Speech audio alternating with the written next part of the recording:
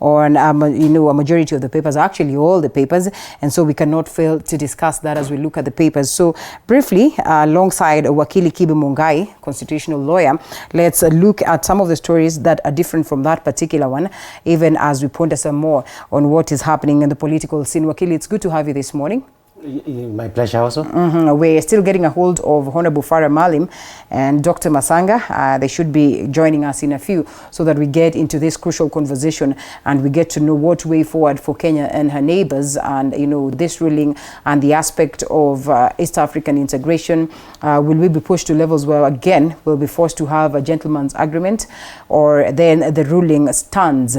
And so as we get into this, I think we briefly look at what the papers detail, because it's always important that even as we ponder on other matters or key matters, it's good that we also look at some of the stories that have been captured on the papers, and generally those ones that are making headlines.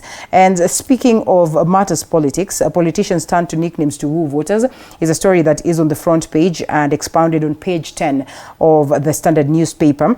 And I remember, Wakili, there was a time the likes of Mike Sonko, or there was a time the likes of, I don't know whether Mike Sonko, no, there's someone, oh yes, Wainaina wa Jungle of Thika, who argued that he at some point in time lost very many votes because most of the people, yes, identified with him as Wajangu, as opposed to what it is that was put on the ballot paper, and therefore many would go there and not be able to choose the person that they're looking for because they were looking for the nickname that was not there. And so politicians are pushing for this bill that would probably address that, and they seek to see that they are allowed to use their nicknames on the ballot papers. What do you make of that? I think the whole idea of free and fair is that voters have a right to choose a candidate of their choice, and a candidate has a right to offer their candidature. So that the question of identification of the candidate to the voters is a critical one. So that if somebody goes by a nickname, and actually there are so many people we know, like so many mothers, yes, friends of our mothers, many of them we don't know their names. We know that they are Mama Fulani or these kind of things, and therefore apart from politicians, it is actually a fact that very many people go by their nicknames. Yes. Even friends of ours, people you are in school with for even some 6, some 10 years. And if you ask, what's the name of this man? You would not say. You would not know their name, that's true. Yeah, so I think it's a good thing. It would be a good thing. That if it helps in identification and somebody not to feel like you lost votes unfairly. Right. Simply because nobody knows your real name. So there are likelihoods that this one will see the light of day because it's justified?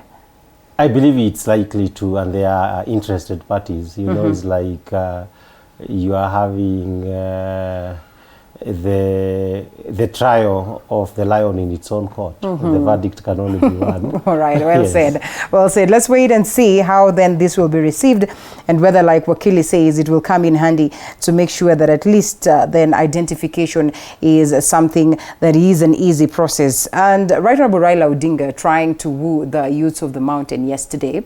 And he comes up with lots of goodies as to what he would be presenting. Well, as of now, he says he's not yet declared whether he's going to go for presidency, but signs are out here that he is headed to that direction. He says, if I win or lose, I will accept. When in the spirit of Pan-Africanism, that is what we would expect. But in most cases, you find that those people who run for presidency or run for political seats will rarely write 2 speeches. One would say, I will only write a speech of, winning, a winning speech, or so to speak, or a speech of victory. It is on rare occasions that you'll find them writing a speech of, conceding speech to say, it's all right, I concede that I have lost this one free and fair. Do you suppose that Right Honorable Raila Odinga is genuine with that? And just looking at the fact that he's trying to woo the people of the mountain, and yesterday meeting the youths of Mount Kenya region, and some of the proposals that he presents, the latest that has hugely been criticized on saying that he will be giving a monthly stipend to families that are not able to earn a living, about 6,000 every month. How realistic can that be? Personally, I would agree with the comment I saw made by Musalia Mudavadi, the leader of ANC. that in looking for votes, people should not make promises that cannot be met. Already, we have had these cash transfer programs, and one of them, certain elderly people are supposed to be given some money. Not all of them are actually given. Yeah. Many times it's delayed, and it is only 2,000. It's not even monthly, and many times, and it is even a supported program. Therefore, to have this socialist mindset that you see amongst very many Kenyan politicians, where you are trying to out-promise each other, to say, I will do this, I'll do this. I think the issue to me is that somebody who is making a promise like which is financial, you need to ask them, like if we are 50, let's say 50,000 youths, and you say you are going to give us 6,000, let's do the math. And let us see where will you get this kind of money. The government, even on serious programs, things we expect government to be doing, such as ensuring university students are comfortable, they get their stipend, the universities are funded. These are youth issues. And to ensure that those youths who are able to work, for example, and they do not have capital, that if you are just looking for 200,000 or $1 million in terms of capital, you can actually be able to get. These are realistic things government is unable to do. So how are you going to do 6,000 per person in a government like as you move forward, the economists have given us the statistics, you will get that Kenya would hardly in the next 1 or 2 years be able to get more than a trillion shillings that is disposable. We need to survive just on basic issues, almost 2 trillion.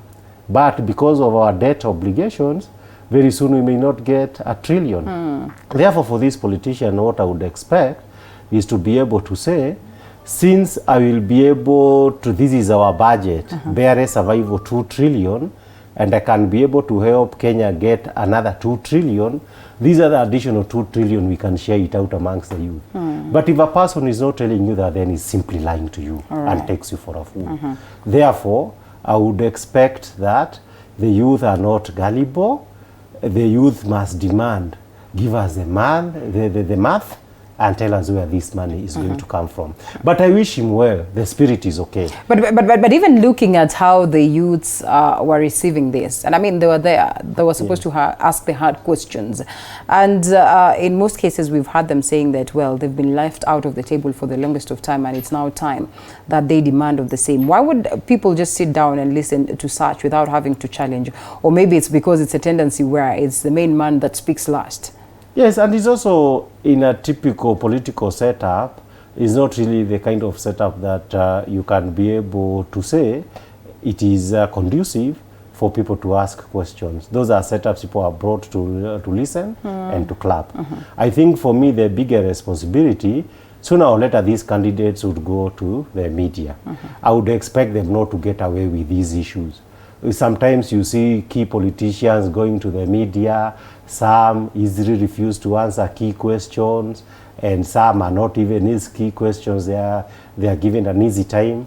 Okay? So that even for me, promises being given to the youth, I think, which is this identity of youth per se. If you say it like a youth from, let's say, northern Kenya or from western Kenya, is a minister of this or the other.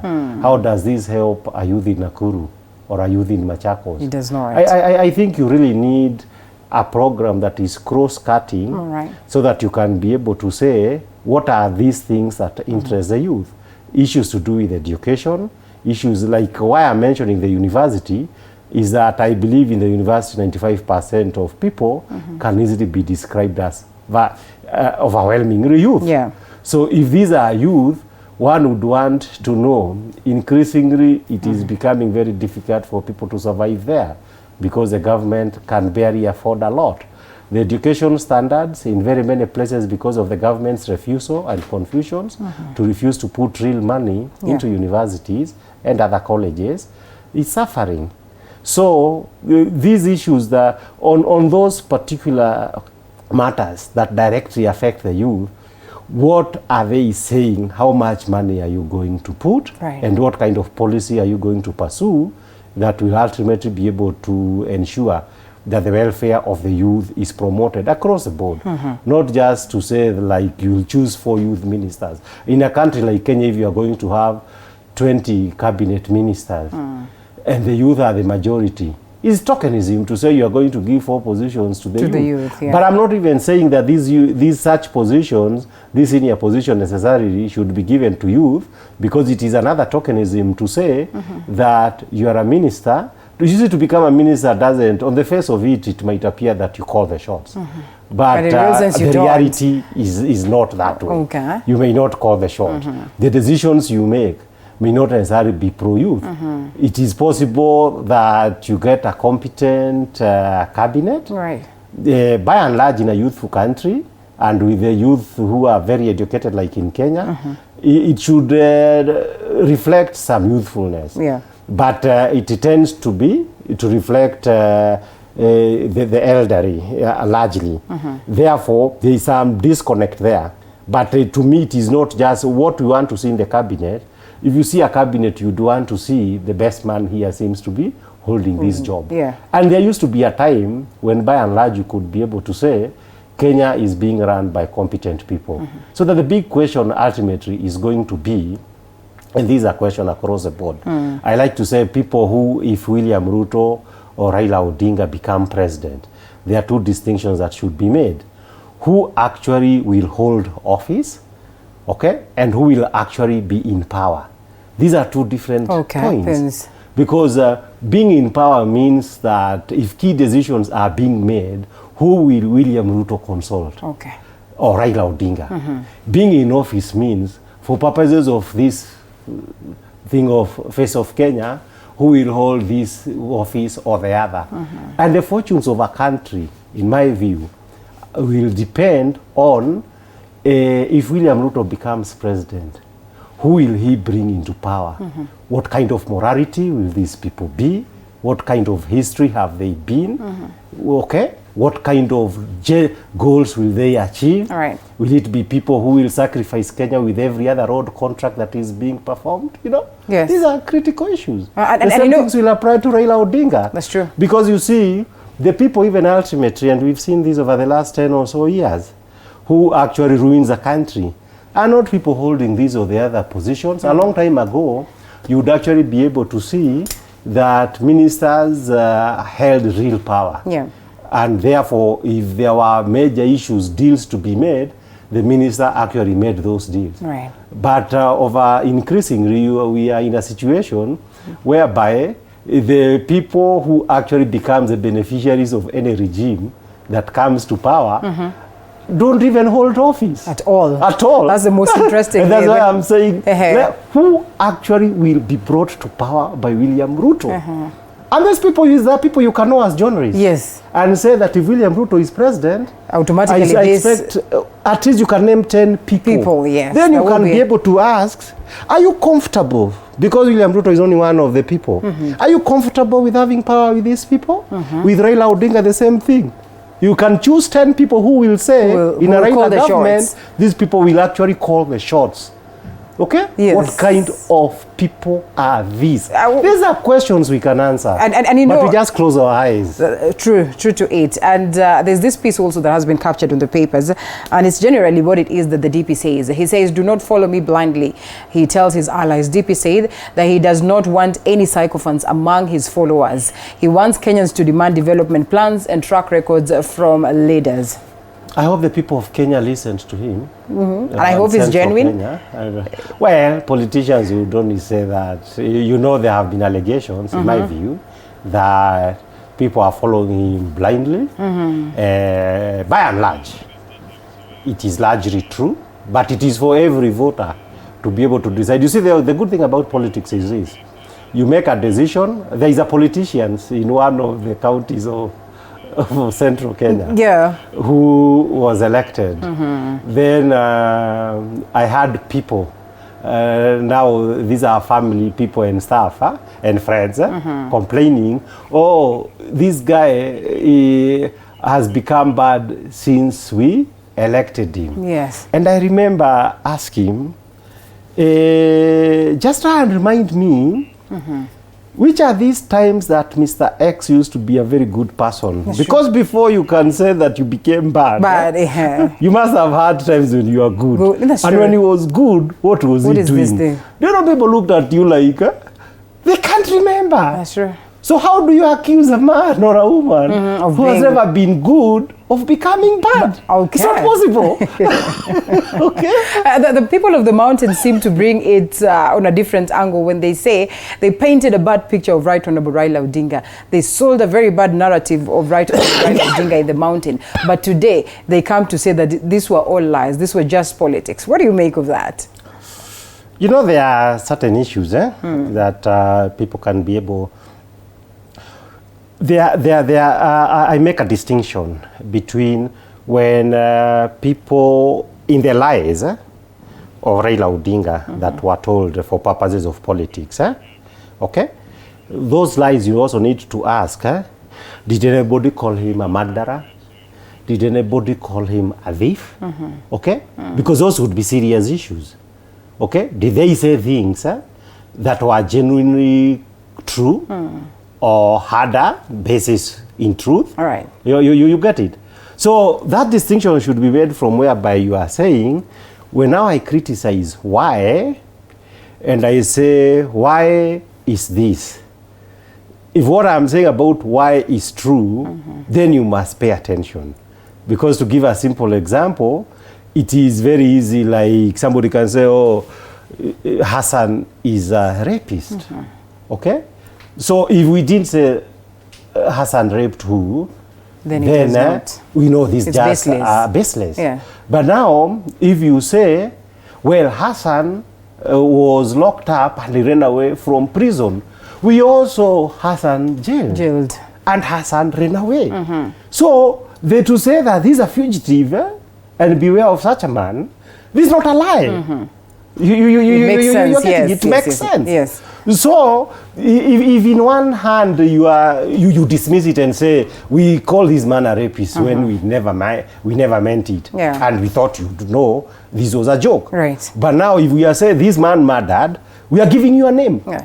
and we know that person was killed, and the main suspect was Mr. X. So that distinction must be made, so that in my view, the issue of what is the ideological difference. There were political differences where there were insults hurled one against another. You saw an insult doesn't have to be true. Right. If I just say you are a prostitute, what basis do I have to call you a prostitute? I don't know. Right. You are getting it. It's just meant probably to annoy you. Okay? But if probably you murdered and I remembered you murdered Agnes. That's true. That's different. So we have to separate politics Political of insults, yes. and where we are actually saying we are criticizing you on the basis of truth. Okay. So that, for example, you can, if you want to say I'm a land grabber, you must tell me where is this land that anybody ever said I stole a land. You get it? Right. If you can't, then it's not possible to say I'm a land grabber. Well put, well put. Wakili, allow us to loop in Dr. David Masanga, who's joining us live from Lamu County.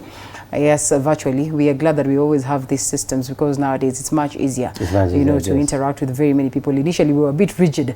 We could not embrace such. I would have easily told him, come to studio. But now that we're able to have a conversation with him while on his that end, while he is on that end, I think it is a good thing. Dr. Masanga, good morning to you. Good morning, Linda. Good morning, the studios. Good morning, my comrades. One of my friends, the former speaker, is he on the line? I don't know. The former speaker apparently is supposed to be with us this morning, but he sends his apology. He says he's not feeling well. Same applies to the Member of Parliament of Embakasi North, that is Honorable Jimmy Gakuya as well. He's not feeling well. I hope we get to have them soon in good shape. But one would then ask, are we running away from this crucial topic of Kenya and Somalia maritime borders? Oh yes. Some of the people are shy. They are not like Masanga. I call it a spade. And when you bring me on your show, expect real rumble. All right, please don't rumble it so hard for us to fall down. But even before we get to that, because it's actually the subject at hand, we are briefly looking at the papers. We have Wakili Kibe Mungai here.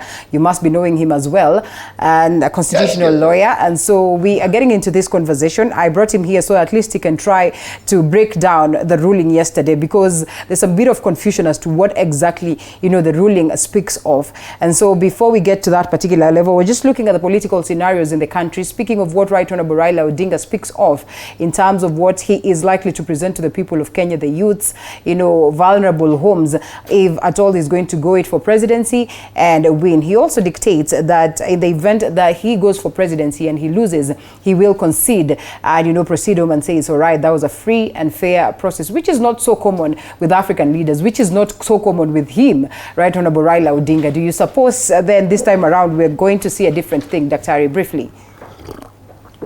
First of all, I want to make it very clear that the other time I opposed Raila Odinga, but this time I'm with him. Okay. So that the gentleman in the studio better knows that I am with Raila, and that he knows that we are behind Raila. Because among the candidates, I don't see anybody who can unite Kenya.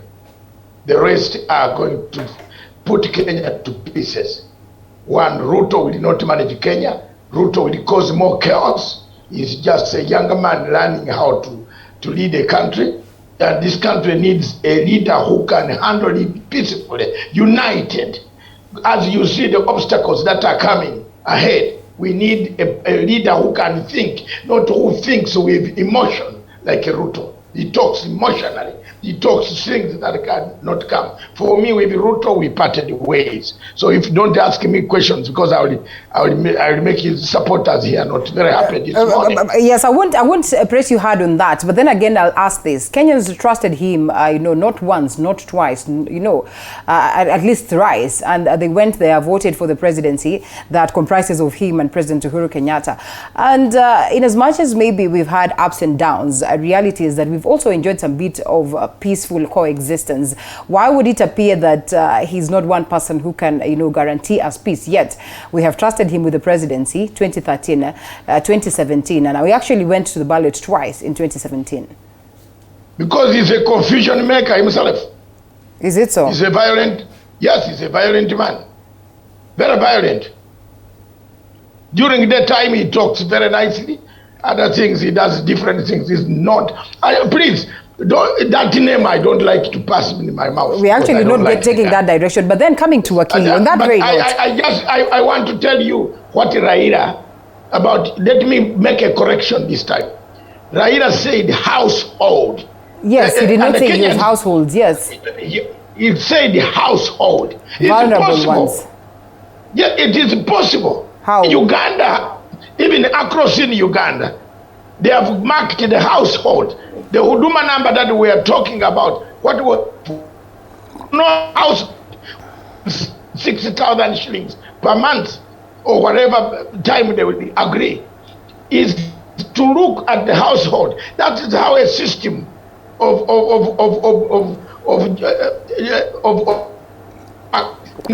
a country where I live. I've lived in Britain. I went there 37 years ago. I started with that type of system which Raila is bringing to Kenya today. If we start building it, a household, if you are not working in Britain, you are paid money for looking for a job. The systems there are working so well, Daktari, and you will agree. Yeah, that's why I'm telling you that if we have to begin, and if Raila has to begin that, you don't think you are going, are you using a typewriter today? No, you are using a computer. Mm-hmm. So things have to begin somewhere. But telling people that you are bottom up with a wheelbarrow, where will the wheelbarrow take you? You know, it is very naive for Kenyans at this age, when people are thinking of technology, for you to tell people that buy as many and put avocado for Kibe to be rolling from Muranga. Where will he sell without the roads? Kibe, where will you take the avocados? Where will you, what type of life? This is primitive scavengership that I am not part of. Dr. That is not his main push. His main push is on the bottoms-up approach, which again, very many people have castigated as unrealistic. which open up bottom up. For Ruto to talk about bottom up. Let him talk about killing corruption. Is Ruto going to shoot people for corruption? He has to arrest himself first. Because you think he's corrupt? And, he has to arrest himself and take himself committee. Why would he? Why is it that the systems are not arresting him right now if he is indeed corrupt? They will arrest him one day. Very soon. Watch this. Watch the space. Let's look at this on a legal perspective. Wakili, I am not, Dr. Masanga. I'm not a Kenyan DCI. I am not an investigator for corruption, but I'm telling you, don't talk about corruption like Singapore. The man in Singapore, do you know how many? Do you know the people he executed? Yeah. He put several people, his friends, on firing squad. So if Ruto is going to change the economy of Kenya, how many of his people behind him will he put on a firing squad? How many? How will BAMBA address corruption? How will Right Honorable Raila Odinga address corruption differently from what you think Ruto can? Change the BBI, the law, and we are going to defeat you again. Change the BBI. The BBI talks about the corruption. Cut the time people waste in court. Cut it. But realistically speaking, we still have these laws on board, Daktari, and therefore we can as well cut these timelines even without the BBI. Why is it that we're not doing so right? That's why BBI came and said, let's change something on corruption. Haven't you read it? I read it upside down like the Bible. I have. Hold it, Daktari. Yes, Let's come to Wakili here. Let's come to Wakili here on a legal perspective. The aspect of corruption, now that the conversation is getting larger, even though we're not going to delve much on that. And we speak of leaders that seek to get into presidency. They speak of the economy and how they're going to boost the economy. But one thing is a fact, that they have to address the aspect of corruption, whichever angle. One would say that the DP is corrupt, but the question is, why is it that he's not behind bars right now if there are facts and figures that would incriminate him? That aside, how best can any leader that comes on board be able to address the aspect of corruption, even as you look at the BBI document, as Dr. Masanga would say? I think sometimes at the highest levels, the way in which corruptions take place is different. And distinctions need to be made. That you would find that depending on your position in the pecking order, you may be the ultimate beneficiary of a corrupt deal under circumstances in which you never really signed anything, any paperwork that incriminates you. Therefore, if one were to say that a CEO of a company, and we've had many that have been involved in corruptions over and over again. These CEOs, some of them, you say 6 billion shillings was lost while they were there. And there's sufficient proof 6 billion shillings was lost. This man, who was a CEO, is there any evidence even to show that he's worth even 300,000? The answer may be no. 300 million, he may not be having it. But since you are sure that 6 billion was lost, sometimes you may be asked, so where did the money finally go to? Now those people, and that is why I tried to say, those people who ultimately call these corrupt shots and are the ringleaders and the architects of major corruptions, sometimes they are not even in government. They sign no papers. But sometimes you can be able to tell them. And sometimes they keep insulting each other. Sometimes you hear them saying, the other day, you could hardly be able to raise 5 million on your own. Today you are a multi-billionaire. These are the clear telltale signs of what's the issue. So that if today Kibe is worth 20 million, and after 3 years, Kibe has 1 billion, and you cannot say these are recognizable businesses of Kibe Mungai, then there's a problem. You must ask yourself, why does Kibe have 1 billion? So even without any clear evidence that Kibe signed any paper, you can be able to see that Kibe has illicit wealth that has been coming to him. Now, this illicit wealth is what we call corruption. So that sometimes it is important to understand that corruption is always possible because very many times the law is not even able to catch up with corruption. Yeah. The normal rules of evidence that if I signed nothing but I have money, then you'll go after the middle level people who enabled me to get the money. So you need to understand corruption a little bit more broadly before you clear anybody. All right. But the telltale signs would be if I have 10 billion, which is and I started with $500 million, what is the explanation why I have 9.5 billion more? If I can't give a genuine explanation on why, then the evidence is there. All right, gentlemen. Yes, and Linda, yes, I agree. You know, I hadn't seen the gentleman. This is my friend for a long time. This man in the studio. I love his passion for Kenya. I love the passion to file applications like Masanga. Grow, keep it up. Keep it. I am going 66 years now. Yes. But you keep up and stand for your country. Thank you. I hadn't seen your picture because of some technical coordinated troop movement. Okay. But now I've seen you. You have said it rightly. Quickly, Leda. Yes. Corruption in Rwanda is fought differently from corruption in Kenya. In Rwanda, if you have committed an economic crime, you are not entertained with bail for 6 months while the chief prosecutor is investigating. When the files are ready, when they come in court, they take only 3 days or a week. You are done. Kagame locked up his own brother who follows him and went on visiting him it is true. Kagame is my friend, personal friend. I always talk to him when I have a problem. At the moment, I don't have any. I only have a problem between. I have a problem. I have a problem between the border closure between Uganda and Kenya. That's the one I'm pressing him on until he opens it. So one of the problems that he has, he is very strict. He went to visit his father, his brother in jail, and tell him about the mother. That is the type of people we want in Kenya. But for you to corrupt people behind you, anybody who is alleged, I'm not saying they have committed, they have taken the money. It is up to keep it, to go on record and tell them. But allegedly, if you have been told that in Rwanda you have something wrong and the ministry has collapsed, look at the KPLC. Who was eating in the KPLC? Who was the chairman? Who made billions? Where's that Muindi? Who was the Muindi associated with? Shikawa. I want to talk like Atuoli. A friend Atuoli. All right. That Muindi is linked to Ruto. They are friends, they are business friends. How can you tell me that he works free, gives us meters that collapse every day? How many meters have you bought? They have brought about 6 meters in my house.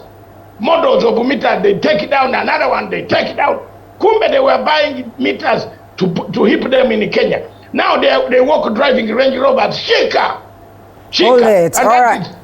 Yes, Dr. Thank you very much. Thank you, because that was part of the papers, and time is moving very fast. We might not be able to look at these other stories, but what finds itself across all the papers, not an inch, Kenya rejects C verdict, and court rejected Kenya's long-held position of delineation along parallel of latitude. That is captured on the Daily Nation. The People Daily says Kenya scoffs at a maritime dispute ruling, and the Standard newspaper on this other side says members of parliament new plan, sorry, that is different. Yes, their plan to actually cut, the powers of the DP. That's a story for another day. But on the maritime border, Somalia walks out of ICJ without claimed territory. Before we come to you, Dr. Masanga, let's get the view of constitutional lawyer Kibe in regards to this particular ruling. It could be clear, but yet not so clear as to what this would mean. The review, a general review of what it is that the ruling speaks of and the ramifications of the same. I think the key summary of the ruling is that there were 2 claims. Yes. Kenya wanted the division, delimitation, the demarcation of the border to go along the parallel of latitude, and Somalia wanted to go the equidistance way. Yeah. Now, the effect of that was to produce a triangle, that when you take the equidistance line versus the Kenya's line of parallel, it creates a triangle, which is a contested area. The effect of the ruling is that this contested area will be split between Kenya and Somalia. We do not know in terms of acreage, square kilometers, what it translates to, because that does not appear to have been broken down in the ruling that was given by the judges, the majority of the judges. But and it is in that sense that if Somali, because they adjusted the equidistance line, was basically upheld, that would be the key principle, adjusted to the extent, that is from the ruling, that the original line of parallel of equidistance line proposed by Somalia ensured that at some point the line of latitude, parallel of latitude that demarcates Kenya and Tanzanian border were meeting at some point, so that Kenya's access to the seas was being locked. As in a sense. Right. Now, the main proposition of the adjustment line by the judges is that Kenya will not be locked. There will be no point at which the Tanzanian demarcation line and the Somalia-Kenya demarcation line are going to meet at some point in time. So to that brief extent, it is not an absolute loss for Kenya, because that would have been the worst outcome. Right. So we were spared the worst outcome by the court, but we did not get the best deal. But even the bigger question, I hope that will be picked up from the ruling, is how did we land into this? Because in my view, to lose to a country that is largely a failed state, and in a manner that strategically, diplomatically, and legally, did we follow the right principles? Had this historical problem been dealt with in a competent way? I think for me those are the main issues, and also remembering that the demarcating point actually comes from the state of Juba.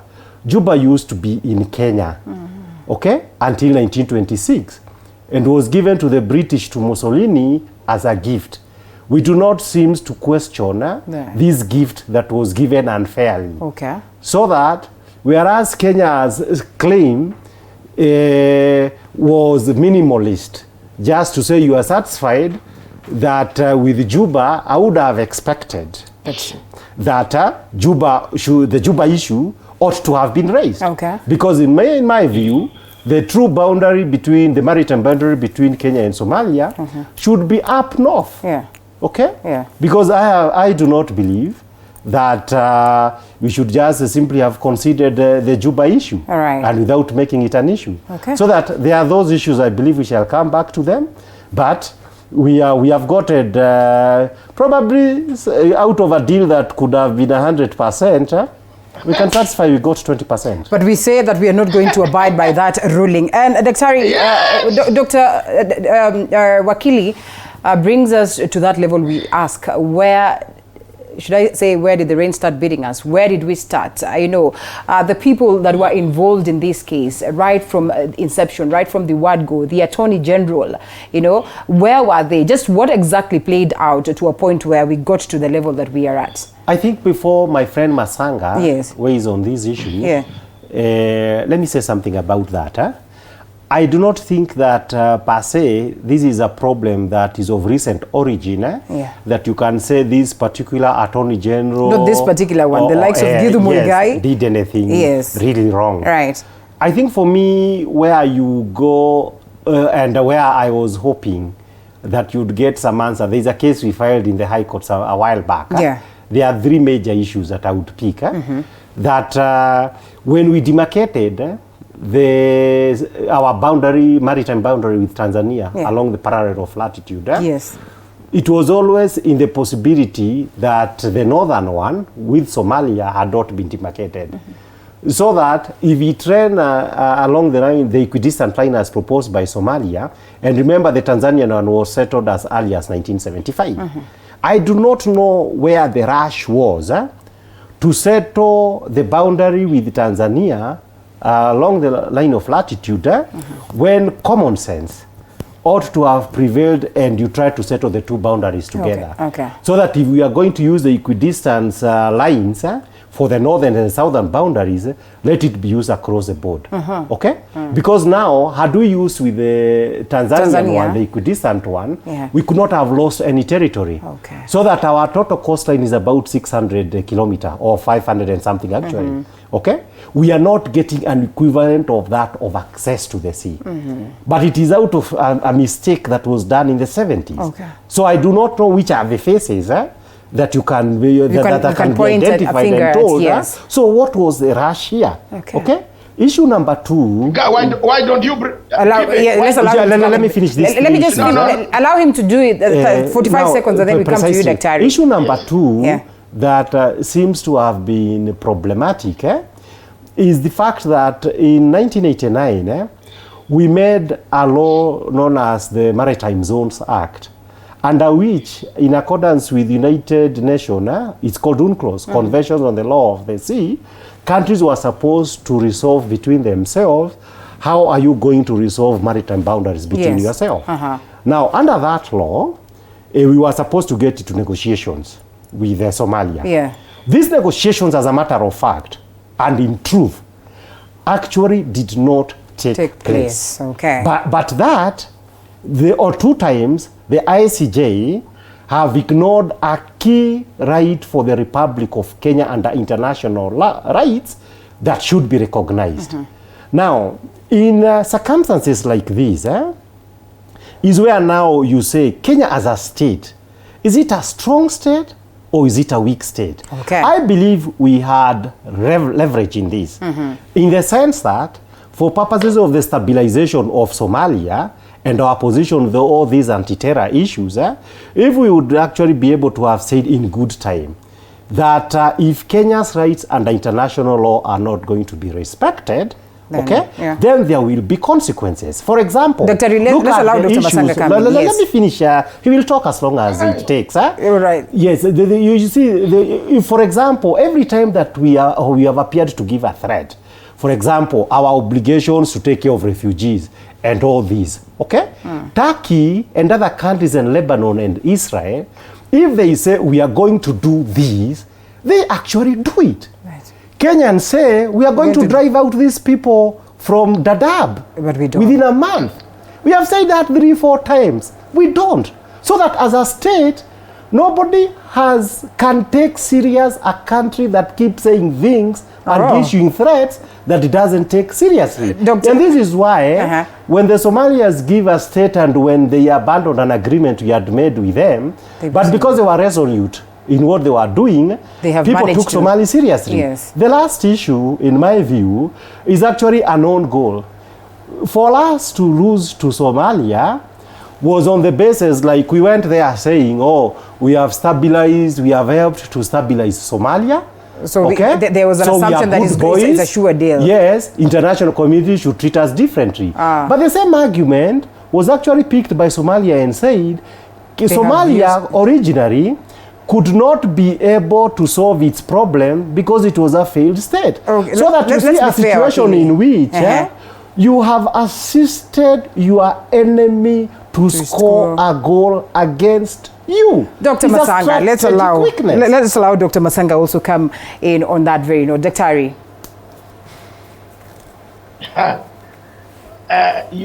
Miriam, there is a surgeon and a doctor. Linda. Sorry, Linda, sorry. Yes. I'm very sorry.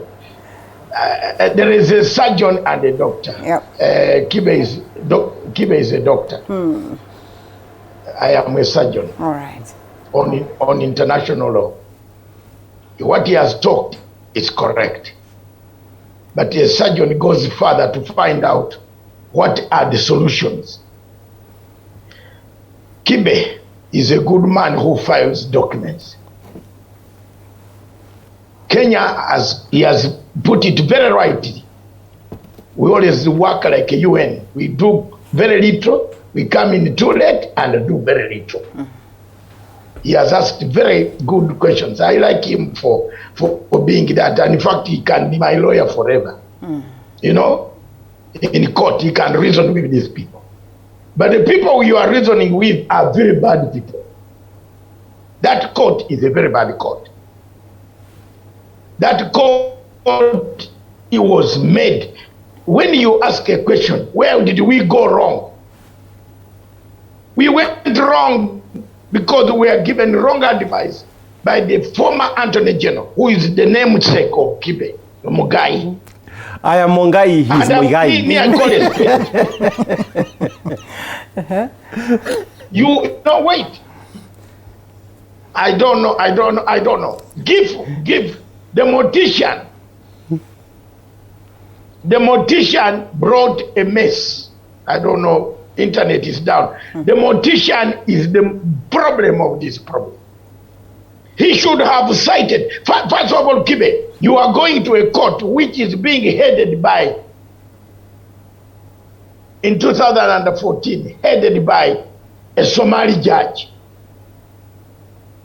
who is a relative of Farimajo, whose father is an advisor of Farimajo, clansman of Farimajo. Surely, as an Attorney General of a country, do you go to that court? Can you present your country to that court? We should have started from there. And this is why I like Kibe. Kibe is an activist lawyer. Very good lawyer. He has been fighting so many things which people in Kenya don't see. During the 2007, 2008 ICC, I was the only man in Sahara, southern Sahara, south of Sahara. Kibe followed me later. We filed, who opposed the ICC, and I was right. I told people this is a fake court. It turned out later, people came to say thank you very much. It is right, you are right. You Ugandan, you are right. You Ugandan, you are right. The court turned out to be very bad.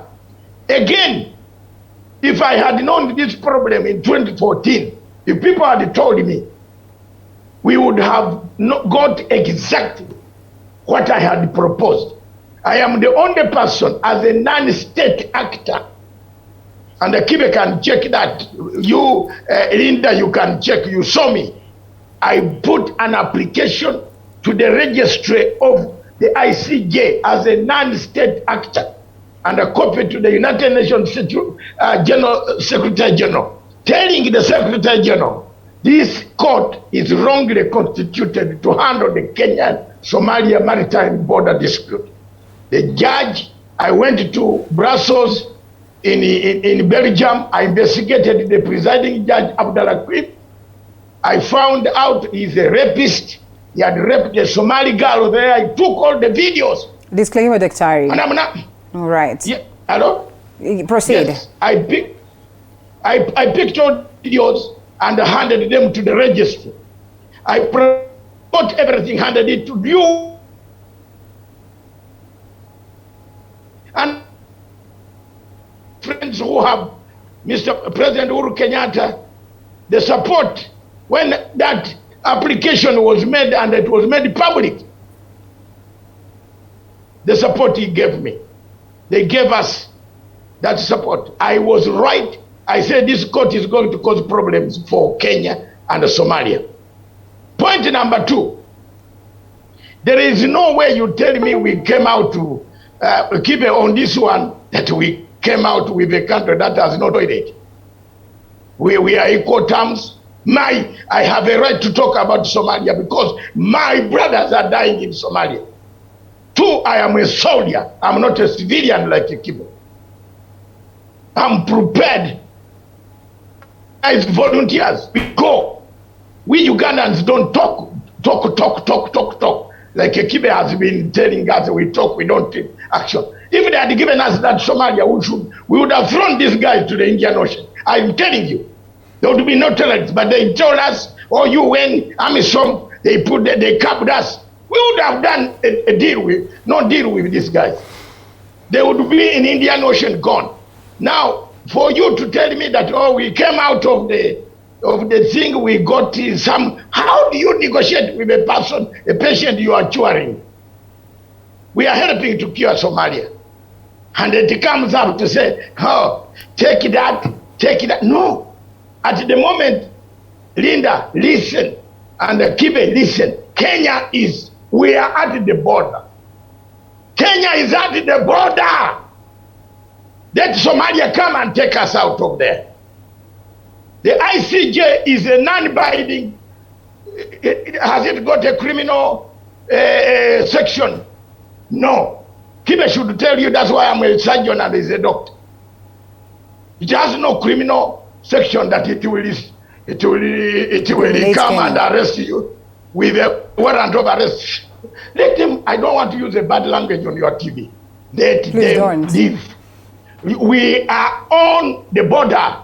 Kenya is on the border. Come and remove us. Come and remove us. Senor, well, you can talk in the ICJ, but will you come and remove Kenya at the border? Will you come and take us from the line, the parallel line, at the line that we have there? Dr. Masanga, what does this mean then? Because Somali will not sit pretty, because the ruling has been made. It's an... Bring it on! Bring it on! You think we don't... Is it not dangerous to go in those lines, especially at this point when you're pushing for integration? Let me tell you, I wrote to the United Nations Secretary General. Did you see my letter? You saw the letter? Yes. I said, Mr. Secretary General, there is a threat to peace in Indian Ocean. Can you come in as a general manager of ICJ, stop this? They have not listened. Who are the people, who are the countries, which countries are supporting Somalia to accuse us, to accuse Kenya? These are the countries we should go for diplomatically. Norway, Turkey, France, and another country called United Arab Emirates. If we don't go for these countries diplomatically and tell them you cannot sit in Nairobi, Turkey, especially Turkey, you cannot sit. They have even brought a very bad luck in our football, you know. Especially Turkey. They brought Harun Ayadin. They have now brought a coach who is useless. They have brought everything to Kenya. The bad luck, bad omen, especially Turkey. Summoned the ambassador of Turkey and warned him to stop arming and paying bills for Somalia to take us to court. Kenyan troops and the Ugandan troops are dying in Mogadishu in numbers. I have orphans in my clan, Ugandan widows, whose men have died in Mogadishu. Surely, we cannot sit pretty. Kibe, watch this, as I agree with you. We don't join our team in Kempinski and other hotels while they are funding Somalia to go and take us to the court. Let's come back to the African Union constitutive arrangement.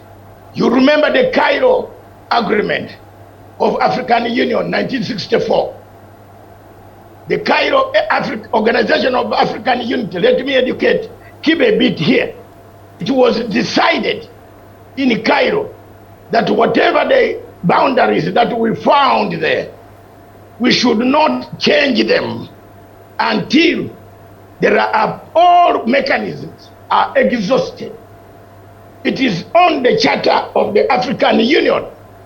And so Somalia is a member, it's hot down here in Blamo. Somalia is a member of the African Union, which is Organization of African Unity, Kibe. Somalia never used any constitutive arrangement with Kenya. It just was paid money by Norway, Qatar, and Turkey. Said, I have been following it, Kibe, in The Hague itself, before Corona came. When I was brought in, I said, so this mistake. I was there in the hotel investigating everything on them, spying on what they were doing in the egg. And they were paying all the bills, including the bills for shoe polishing for the Somali delegation. So these are the countries that we should focus who are the enemies of Kenya. In Nairobi, they pretend to be very good to Kenya. Outside there, they pay Somalia because they have seen the oil. The last point is the oil. All right. Yeah, make it brief, Dr. because time is moving fast. Yes. Yeah, you gave Mr. Kibe a lot of time. Yes, I agree. Okay. I agree, but we have to balance because we're out of this place in 10 minutes. Yes. Okay. Look at this. Do you know that the peace, even if they give us a small piece, the boundary passes away from the oil blocks? Yes. Kibe, did you know that? I am here. I say no. You argue with me and I show you the proof. No, he has agreed. He said that from the word go. Yeah. We don't have any oil block. So why should a court, a very stupid court, very stupid, it has no chamber of appeal, it has no assessor, it has no legal, it is just diplomats chosen in New York. Remember, Kenya sits to the United Nations, and we actually... It does automatically. Yes, I was coming there. Automatically, we are not, we're part and parcel of the ICJ, because then again, they work in tandem. No, we are from... We have... You are there. Is Taiwan there? Is Taiwan there? By default, so to speak. Yeah, no. Who is going to police Taiwan? Who? Can you police Taiwan and tell them not to attack China? Kibe should explain to you that quietly, and we can take a long time. I agree with Kamau, Professor Kamau Macharia. The PS, it is enough. Hold it. Let's come back to Wakili Kibe. Yes. You cannot help people. We cannot. All right. So we shall not. Okay. I don't think Kenya is going to leave that ground, the territory where we are. It is up to Somalia to come and bring. Neither is Somali going to do so. All right. Mohammed Walie says, Dr. Let's read this. Not going to leave.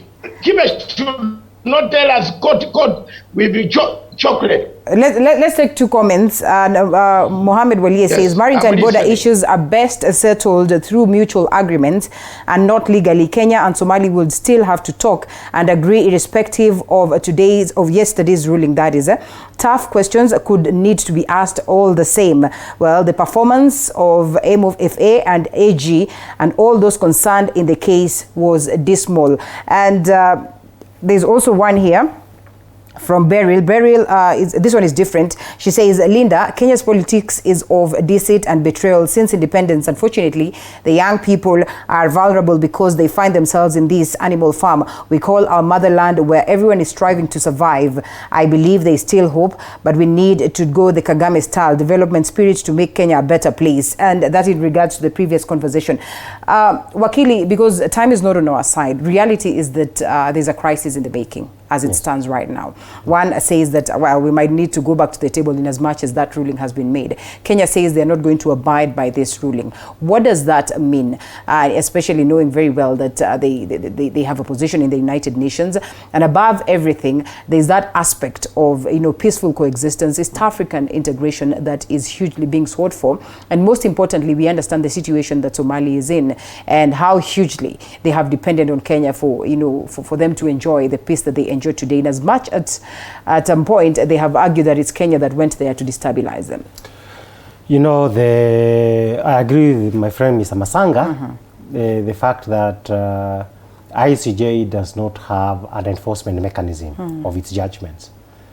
And number two, the fact that under the UN system, it is a UN Security Council that must ensure, even through sanctions, that the decisions of ICJ would be respected. Okay. Now, that puts us into a minor disadvantage. in the sense that morally and legally, for purposes of the UN system, Somalia have a judgment which they should be implemented. Right. But from history, what we learn that ultimately the relationship between states is one of power, not just law.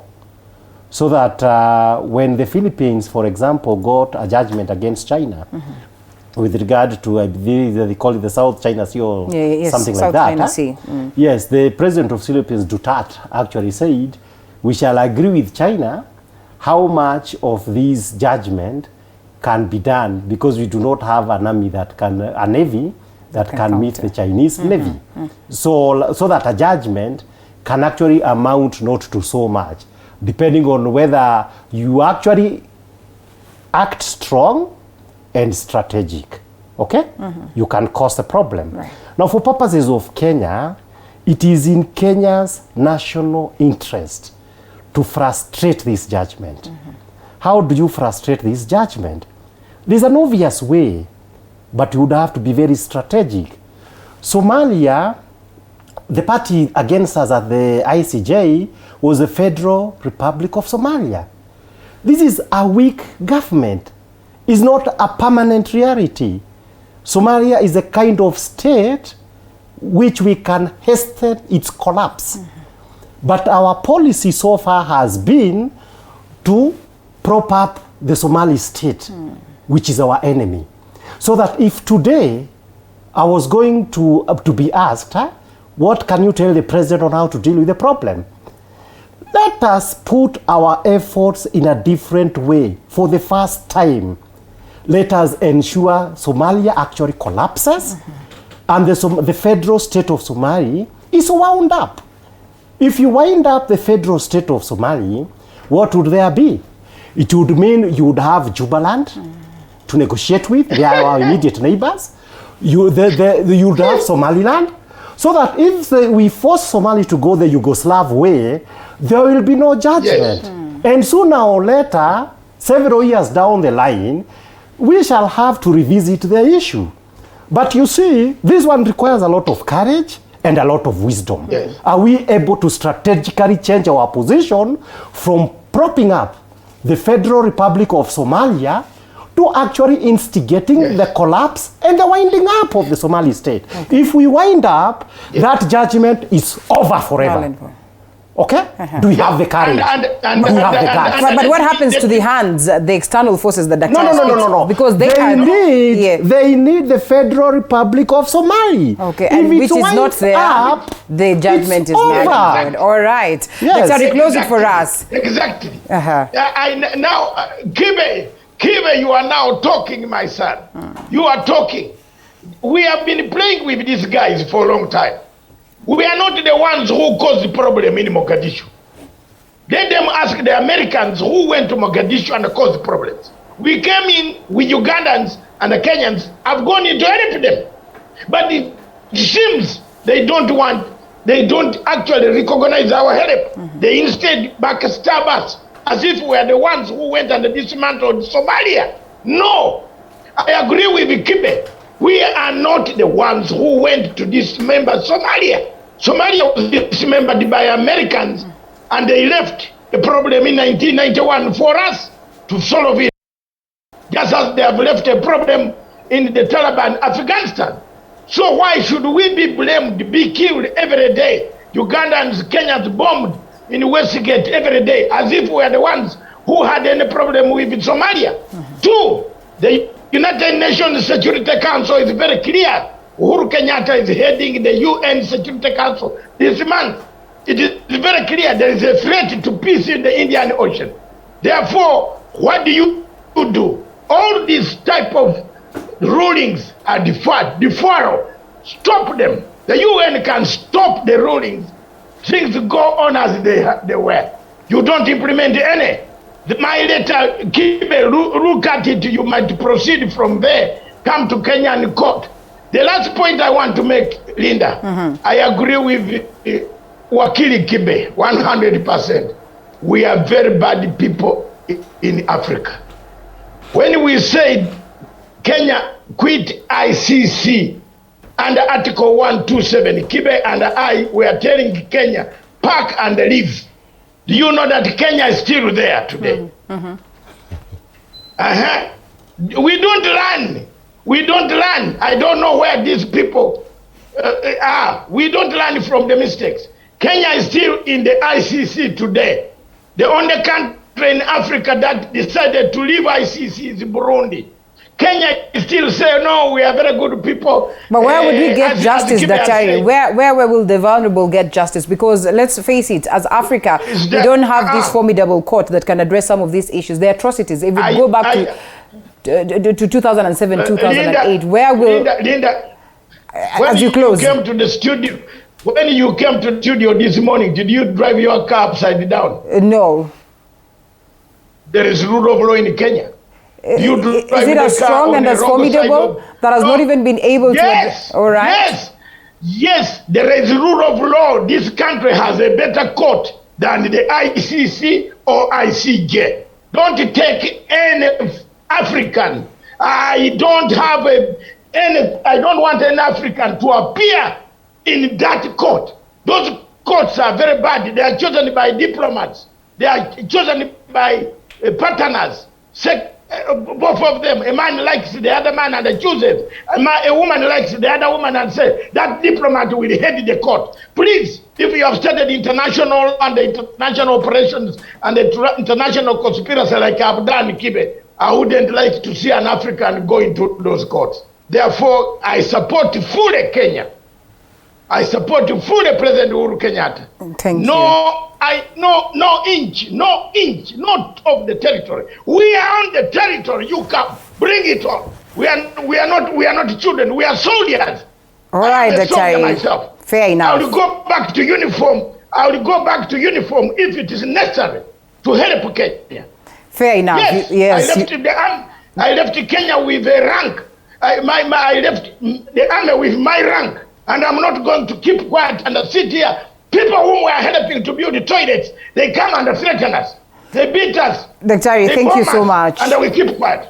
Thank you so much. We have to close. Maritime could not come here. Thank you so. Oh, all right. Thank you so much. But I've listened to his argument on this. He's been very neutral on how he's approached this. Bring that up. Grand Mura, there is that Grand Mura. Bring him on this TV. All right. Thank you so much, Dr. Masanga. And we have to close it at that. You have the advantage of being in studio, so 30 seconds maximum as your parting shots. I think now that as a country, we have a major challenge. This was foreseeable for a long time. There are things we ought to have done right. We did do them right, both politically, diplomatically, and from the point of view of legal strategy. Now the next phase of this judgment is the implementation, the enforcement. Now when this judgment will be enforced, I hope the conservative wing of the government will hold their mouth because they have landed us where we are. Right. These conservative groups that only keep speaking, we are going to do something which they don't mean, never issue a threat if you do not mean to execute it. All right. So that as we move forward, if we are going to run away from this judgment, the first thing is that we must be very strategic. We must pack a real punch into what we want to do. And the change of strategy, the immediate one, let us forget the commercial interest, the personal interest that it may be beneficial to prop up the Somali state, Are they our friends or not? Should we continue to seek their friendship so that we can only sell miraa to them? We must decide who is our friend and who is our enemy. All right. If so and so is our enemy, treat them like an enemy. And treat them as an enemy. And if their house is in disorder, add some fuel, to destabilize them more. So that in Kenya's issue, I sometimes wonder, we have to close. Is there a good reason why our soldiers should be dying in Somalia to spare the Federal Republic of Somalia from Al-Shabaab? Probably. Why can't we close our eyes and let Al-Shabaab first of all kill the Somali state. Wow. Then the constitutive elements, the 6 or so states that are going to emerge out of it, Yeah. if it's Jubaland, which has been our ally, Yeah. Jubaland has better existence together with Somaliland if we force the collapse of the Somali state. But this would require very, very professional people at the foreign ministry, very strategic, And radical. at the president's office, and within our own army. A change of strategy, 180 degrees turn, is necessary to spare Kenya from this confusion. Well, quite a delicate balance there, but we all are keenly waiting to see the developments of the same. We'll be here to keep you posted. Wakili Kibe Mongai, he is a constitutional lawyer. Thank you so much for speaking to us this morning. Dr. David Nyekorach Masanga, the chair of Pan-African Forum. Thank you so much for speaking to us as well, all the way from Lamu. We close this conversation from this point. I know there's so much that will be coming in, so much feedback in regards to the same, but we leave it at that. We get to matters relationships after this break.